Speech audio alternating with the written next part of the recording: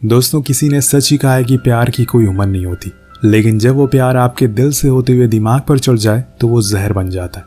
कहानी की शुरुआत होती है स्मिथ नाम के आदमी से, जिसे हम हॉस्पिटल में देखते हैं, लेकिन यहाँ उसके सर पर काफ़ी गहरी चोट आई है। ऐसा क्यों हुआ ये हमें आगे पता चलेगा, पर उसे इतना ज़रूर कह सकते हैं कि इस समय वो बहुत ही ज़्यादा तकलीफ में है।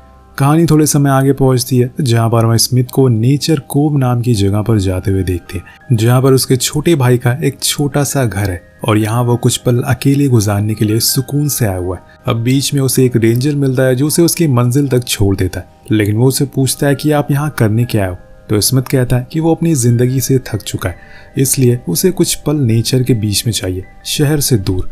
लेकिन वो रेंजर उसे सावधान रहने को कहता है कि घर के सारे गेट्स और विंडो को लॉक करके रखना, क्योंकि यहाँ पर बहुत बंदर है। वो सीधा अपने घर पहुंच जाता है और घर के अंदर जाने पर वो सबसे पहले तो ड्रिंक करता है और फिर कुछ समय के बाद वो इस जगह को एक्सप्लोर करने के लिए बाहर निकल जाता है। थोड़ी दूर पर उसकी नज़र एक बीच पर पड़ती है, जहाँ पर एक फैमिली नहा रही थी, जिसमें एक लड़की भी थी। अब ये देखकर उसे थोड़ा अजीब लगता है कि ये लोग आखिर खुले में क्यों नहा रहे और साथ में भी, और तभी वो लड़की उसे देख लेती है, इसलिए वो लोग वहां से चले जाते हैं। खैर, अब उसे इतना तो पता चल गया था कि यहाँ पर उसके अलावा और भी लोग रहते हैं। कुछ समय के बाद रात हो जाती है। स्मिथ इस पूरे घर में अकेला है, इसलिए उसे अब अपनी फैमिली की बहुत याद आने लगती है। उनके बारे में वो सोच कर रोने लगता है और चीख चीख कर खुद को इन सब का जिम्मेदार बताता है। दरअसल कुछ दिन पहले ही वो अपनी बीवी बच्चों के साथ एक ट्रिप पर जा रहा था, लेकिन बीच में उसकी आंख लग गई, जिस वजह से कार खाई में जा गिरी। उसकी लापरवाही की वजह से उसका पूरा परिवार खत्म हो गया, पर लकीली वो कैसे भी करके यहाँ पर जिंदा बच गया। लेकिन जब तक वो जिंदा रहेगा, उसके सीने पर ये बोझ हमेशा बंधा रहेगा। अगर वो उस दिन सोता नहीं तो आज शायद अपने परिवार के साथ खुश होता, लेकिन उसके किस्मत की किताब के दूसरे पन्ने में एक दूसरा चैप्टर शुरू होने वाला है, जो उसके लिए काफ़ी खुशियाँ लाने वाला है, पर उसे दुगना दर्द भी देगा। खैर, अगली सुबह वो वॉक के लिए निकल जाता है, पर वापस आते समय उसे घर के पास किसी लड़की की रोने की आवाज़ आती है। वो करीब जाता है तो देखता है कि बोट के अंदर कोई रो रहा है। वो उसे आवाज़ लगाता है तो उसमें से एक लड़की निकलती है, जिसे स्मिथ पहचान लेता है, क्योंकि ये वही थी जो उस बीच पर अपनी फैमिली के साथ नहा रही थी। अब वो उससे वजह पूछता है कि आखिर तुम रो क्यों रही हो, तुम्हारे साथ में क्या हुआ है, क्या तुम्हें किसी ने मारा है। लेकिन वो उसे कुछ जवाब नहीं देती और पीछे हट जाती है। यहाँ स्मिथ को उसकी फिक्र हो रही थी और इसीलिए उसे कहीं ना कहीं ये भी लग रहा था कि क्या पता उसके घर वालों ने उसके साथ कुछ गलत किया हो। लेकिन वो उसे खुद से दूर जाने के लिए बोलती है। अगर उसने ऐसा नहीं किया तो वो उस पर ही सारा इल्ज़ाम लगा देगी कि उसी ने उसे मारा है, और इसलिए स्मिथ उसे सॉरी बोलकर जाने लगता है। लेकिन जाते जाते वो उसे पूछता है कि क्या तुम्हें किसी चीज़ की ज़रूरत है, अगर है तो मुझे बोल दो, मे भी मैं हेल्प कर दूँ। वो लड़की उसे वाइन की बोतल लाने को बोलती है, तो स्मिथ पास वाली शॉप से 2 वाइन की बोतल लेकर आता है। लेकिन बीच में उसे वो रेंजर फिर से मिलता है, जो उसे बहुत ही स्केरी वे में डरावनी तरीके से पूछता है कि क्या सब कुछ ठीक है। तो स्मिथ हाँ में जवाब देकर वापस आ जाता है। लेकिन जब वो वापस आता है तो गेट पर वो लड़की नहीं थी, इसलिए वो अपने घर आ जाता है और अपने डोर पर देखता है कि उस लड़की की कैप टंगी हुई है। अब ऐसा उसने क्यों किया ये तो शायद वही बता सकती है।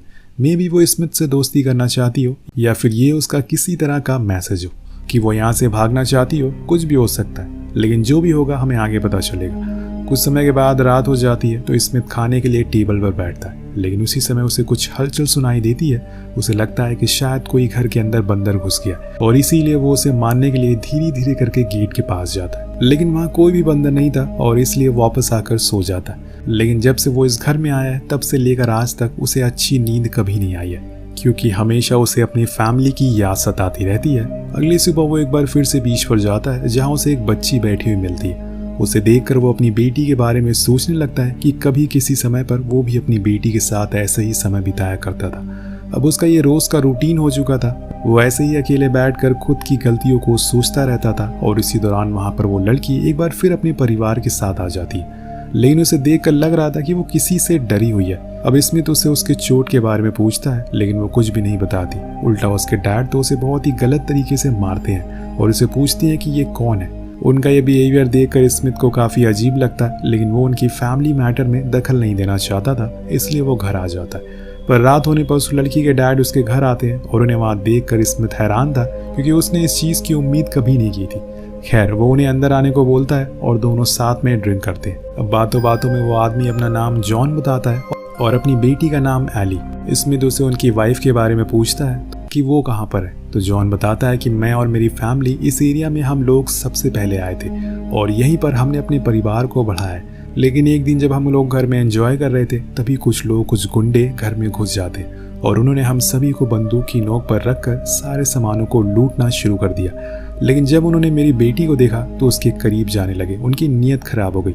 मेरी वाइफ ने मेरी बेटी को बचाने की बहुत कोशिश करी और इसी चक्कर में उन लोगों ने उसे जान से मार दिया। बात खत्म होने के बाद जब जॉन स्मिथ से उसके बारे में पूछता है तो वो बात को पलट देता है, क्योंकि अपनी स्टोरी किसी से शेयर नहीं करनी चाहिए। लोग आपकी कमजोरियों से जान लेते हैं और फिर वो आपके खिलाफ उसे गलत इस्तेमाल करते हैं। यही सोचकर स्मिथ चुप रहता है। वह अगले दिन स्मिथ शॉप पर अपने घर के लिए कुछ सामानों को खरीदने जाता है। जब वो बाहर आता है तो वो देखता है कि वहाँ पर एली उसे अपनी कार में बैठकर देख रही है और जब वो उसके पास जाने की कोशिश करता है तो वो बिना कुछ कही वहाँ से चली जाती। अब घर पर आने पर उसे एक लेडी मिलती है जो बाहर खड़ी हुई थी। वो उसे पानी के लिए पूछती है तो वो उसे घर के अंदर ले जाता है और वहाँ पानी दे देता है। पर वो उसे पूछती है कि अगर तुम्हें किसी भी मेड की जरूरत है तो बताओ, मैं सभी काम कर दूंगी। लेकिन स्मिथ मना कर देता है। वो फिर भी जबरदस्ती उसके बर्तन धोना शुरू कर देती है, जिस वजह से उसके हाथ में चोट लग जाती है और स्मिथ ये देखकर डर गया था। वो उसे लेकर फौरन पड़ोस जॉन के घर जाता है, क्योंकि जॉन एक डॉक्टर है। वो उसकी मरहम पट्टी करता है, जिसके बाद सभी लोग बैठकर साथ में लंच करते हैं। लेकिन वहाँ पर साइमन, जो कि एली का भाई है, वो म्यूजिक सुनना शुरू कर देता है और उसे अपने खाने को भी फिनिश नहीं किया था। इसलिए उसके डैड उस पर भड़क जाते हैं और इस बात से एली काफी नाखुश हो जाती है। वो उन पर चिल्लाना शुरू कर देती है और यहाँ पर एक लड़ाई का माहौल बन जाता है। लेकिन स्मिथ सभी को शांत कराता है और वो समझ जाता है कि जॉन की फैमिली से ज्यादा उसकी बनती नहीं है और फिर वहाँ से बाहर आ जाता है। उसके पीछे पीछे एली भी आती है और उसे सिगरेट मांगती है। दोनों स्मोक करते हैं और अपने अतीत के बारे में बातें करना शुरू कर देते हैं। यहाँ एली बताती है कि मेरे डैड इन सब चीज़ों का जिम्मेदार मुझे मानते हैं, क्योंकि जिस दिन हमारे घर पर वो चोर आए थे उस समय मैंने शॉर्ट ड्रेस पहन रखी थी, जिस वजह से वो मेरी तरफ अट्रैक्ट हो गए और मुझे बचाने के चक्कर में मेरी मॉम ने अपनी जान गंवा दी। उस दिन के बाद से उन्होंने कभी भी मुझे अपनी बेटी नहीं माना। वो बस अपना रिश्ता निभाने के लिए मेरे साथ है। वो स्मिथ से उसके बारे में भी पूछती है, हालांकि वो किसी को अपने अतीत के बारे में कुछ नहीं बताता। लेकिन आज वो एली को बता देता है कि वो अपने बेटे की स्कूल ट्रिप से वापस आ रहा था और उनकी कार सीधा खाई में जाकर गिर गई, जिसमें मेरी बीवी, मेरे बच्चे दोनों मारे गए। और बदनसीबी है कि मैं उसमें बच गया। मुझे भी मर जाना चाहिए था, लेकिन न जाने ऊपर वाले ने मुझे क्यों जिंदा रखा। ये बताते हुए उसकी आंखों में आंसू आ जाते। उसके बाद वो उसके घर चलने को बोलती है तो वो उसे सीधा अपने घर लेकर आ जाता है, जहाँ पर वो उसकी कैब देने के लिए जाता है। लेकिन एली कहती है कि उसकी तबीयत थोड़ी खराब है, वो थोड़ा सा रेस्ट करना चाहती है। तो इसमें तो उसके लिए कॉफी बनाने चला जाता है। लेकिन जब वो वापस आता है तो देखता है कि वो बिना कपड़ों के खड़ी है और उसे ऐसा करने में कोई शर्म नहीं थी। लेकिन स्मिथ उसको ऐसा करने से मना करता है और उसके कपड़े पहना देता है। पर एली को ये बात अच्छी नहीं लगती। वो चाहती थी कि वो दोनों करीब आए और जब ऐसा नहीं होता तो वो कहती है कि उससे कोई भी प्यार नहीं करता। सभी लोग उसके डैड की तरह। कभी कभी तो वो खुद को मारने की भी सोचती है, लेकिन सिर्फ अपने भाई के लिए रुक जाती है। अब इसमें तो उसे समझाता है कि ऐसा कुछ नहीं है, मैं अभी उस हालात में नहीं हूँ कि तुम्हें सहारा दे सकूं। मेरी लाइफ में बहुत परेशानियां हैं। ये बोलकर वो उसे गले से लगा लेता है और वहाँ से जाने को कह देता है। पर उसके जाने के बाद उसे एली के लिए काफ़ी बुरा लगता है, लेकिन वो आखिर कर भी क्या सकता है। कुछ दिन बाद मेड फिर से उसके घर आती है और यहाँ एली भी अब पहुँच चुकी और यहाँ एली भी उसके घर के बाहर खड़ी थी। दोनों को साथ में देखकर स्मिथ उन्हें कॉफ़ी के लिए इनवाइट करता है, जहाँ पर एली कल के लिए स्मिथ से माफ़ी मांगती तो उसे माफ़ भी कर देता है। जब वो उसे सिगरेट मांगती है तो वो मना कर देता है। उन दोनों की बातें काफ़ी अजीब होने लगती है, इसलिए वो मेड वहाँ से चली जाती। जिसके बाद एली स्मिथ से कहती है कि चलो हम वॉक पर चलते हैं, अगर तुम फ्री हो तो मुझे एक अच्छी जगह पता है। अब स्मिथ मान जाता है और फिर दोनों ट्रैक के लिए निकल जाते हैं। बीच में उन्हें वही रेंजर मिलता है जो एली से पूछता है कि ये इंसान कौन है। वो कहती है कि ये मेरे डैड के दोस्त हैं और हम लोग ट्रैक के लिए जा रहे हैं। जिसके बाद वो चले जाते हैं। ये दोनों आगे बढ़ जाते हैं। लंबी चौड़ाई करने के बाद एली स्मिथ को लेकर एक टॉप पॉइंट पर पहुंच जाती है, जहाँ से व्यू बहुत ही खूबसूरत आ रहा था। वो दोनों व्यू को एंजॉय करते हैं। वो उसे ये भी बताती है कि वो यहाँ पर बचपन में काफी आया करती थी जब उसके साथ कुछ बुरा होता था। और तुमने उस दिन मुझसे पूछा था ना कि मेरी आंख पर किसने मारा है, तो वो असल में मेरे डैड ने मुझे पंच किया था। वो मेरे साथ अक्सर ऐसा करते हैं क्योंकि मेरी मॉम की मौत का जिम्मेदार वो हमेशा मुझे ही मानते। अब यहाँ स्मिथ उसे दिलासा देता और समझाता है कि सब कुछ ठीक हो जाएगा। पर यहाँ एली उसके हाथ को किस करने लगती है। ये देखकर इसमें समझ जाता है कि कहीं न कहीं वो उसे पसंद करने लगी, पर वो उसका कोई जवाब नहीं देता और काफी देर होने के बाद दोनों वापस आ जाते हैं। लेकिन बीच जंगल में स्मिथ भी खुद को रोक नहीं पाता और दोनों करीब आ जाते। पर तभी स्मिथ देखता है कि जॉन उसके सामने ही बैठा हुआ है बोट पर, और यहाँ एली भी अपने डैड की आवाज सुन लेती है, इसलिए दोनों वहां से फौरन अपने अपने घर आ जाते हैं। लेकिन यहाँ स्मिथ को डर था कि कहीं कुछ अनहोनी ना हो जाए। उसकी अब तबीयत भी खराब होने लगी थी और डर के मारे उसे उल्टियां होना शुरू हो जाती है। वो अपने सामानों को पैक करने लगता है क्योंकि अब यहाँ पर रुकना सेफ नहीं है। लेकिन तभी गेट पर जॉन दिखता है, जिसे देखकर वो बहुत डर जाता है। कहीं जॉन ने उसे साथ में देख तो नहीं लिया, लेकिन वो तो उसे असल में डिनर के लिए इनवाइट करने आया था। लेकिन स्मिथ बताता है कि वो सिटी जा रहा है, पर जॉन के बार बार रिक्वेस्ट करने पर वो उसके साथ डिनर के लिए चला जाता है। वहां जाने पर जब वो एली को देखता है तो सभी को बताता है कि वो डरबन के लिए निकलने वाला है, जहाँ जाकर वो अपनी एक नई जिंदगी शुरू करेगा। तो एली कहती है कि क्या तुम दूसरी शादी करने वाले हो, और ऐसा बोलते हुए वो उसे सेड्यूस करना शुरू कर देती है और बार बार उसे उकसाती है, ये कहकर कि तुम अपने इस कार की वजह से कोई भी लड़की तुम्हें पसंद नहीं करेगी, हमेशा तुम ऐसे ही अकेले रहोगे। वो दरअसल उसे खुद की इंपॉर्टेंस बताना चाहती थी और उसके इस बर्ताव की वजह से जॉन उसे माफी मांगा। अब यहाँ वो एक तरह से इस जगह पर फंस चुका है। फाइनली डिनर हो जाता है और डिनर के बाद वो सीधा अपने घर आ जाता है। लेकिन स्मिथ के जाने की न्यूज सुनकर एली काफी उदास हो जाती, क्योंकि अगर वो चला गया तो वो एक बार फिर से अकेली पड़ जाएगी। वो स्मिथ को चाहने लगी थी, इसलिए अगली सुबह वो उसे मिलने के लिए जाती है। यहाँ दोनों इंटीमेट होते हैं, लेकिन ऐसा करते हुए उनकी मेट देख लेती है और उसे नीचे बुलाती है। वो स्मिथ को बहुत ही अजीब नजरों से देख रही थी।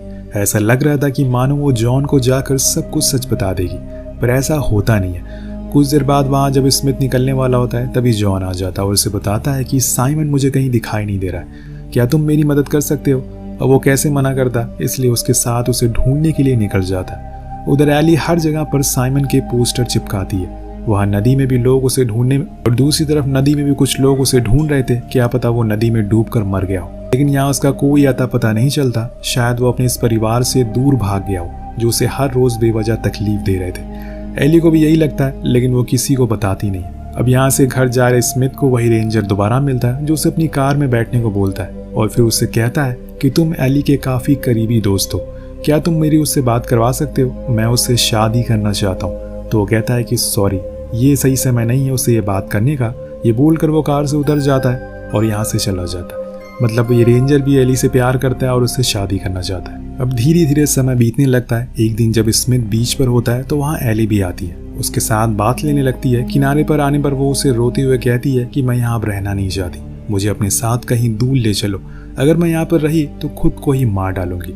अब वो उसे कुछ जवाब दे पाता है कि तब तक वहाँ पर जॉन आ जाता है जो उन्हें साथ में ऐसी हालत में देख लेता है। पर इतने में एली वहाँ से भाग जाती है। स्मिथ भाग नहीं पाता और वहीं रह जाता है। अब वो पानी से बाहर आता है और उन्हें समझाने की कोशिश करता है कि जैसा वो समझ रहे हैं वैसा कुछ भी नहीं है, लेकिन कोई भी इन्हें ऐसी हालत में देखेगा तो समझ जाएगा कि ये क्या कर रहे थे। और गुस्से में आकर जॉन वहीं पड़ी लकड़ी से उस पर हमला कर देता है, जिससे उसके सर पर गहरी चोट लग जाती है। लेकिन स्मिथ कैसे भी करके खुद की जान बचाकर वहां से भाग जाता है और जब घर आता है तो देखता है कि वहां पर लंगूर बैठा है, जिसने अगर उसे काट लिया तो वो कुछ ही घंटों में मर भी सकता है। इसलिए वो उसे बचकर ऊपर जाने लगता है, पर इतने में वहां जॉन आ जाता है। अब दोनों में भयंकर लड़ाई होती है, लेकिन स्मिथ जॉन पर भारी पड़ने लगा था और इतने में वो मंकी जॉन को ही 2 जगह पर काट लेता है। इसकी वजह से उसकी हालत अब खराब होने लगी थी और इतने में स्मिथ को पता चल जाता है कि इस लंगूर को मारना पड़ेगा, क्योंकि अगर उसने उसे काट लिया तो वो मर सकता है। इसलिए पहले तो वो उसे मारता है और फिर वहां से भागने लगता है। लेकिन अब काफी देर हो चुकी है, क्योंकि वो रेंजर और एली दोनों वहां पर पहुंच चुके थे। एली अपने डैड को ऐसी हालत में देखकर बहुत रोती है, क्योंकि पहले ही वो अपने भाई को खो चुकी है। इसलिए वो दोनों उन्हें उठाकर गाड़ी में रखते हैं और फौरन सिटी की ओर निकलने लगते हैं। लेकिन जाने से पहले रेंजर स्मिथ से कहता है कि तुम्हारे पास कल सुबह तक का समय है, यहाँ से जितनी जल्दी हो सके निकल जाओ।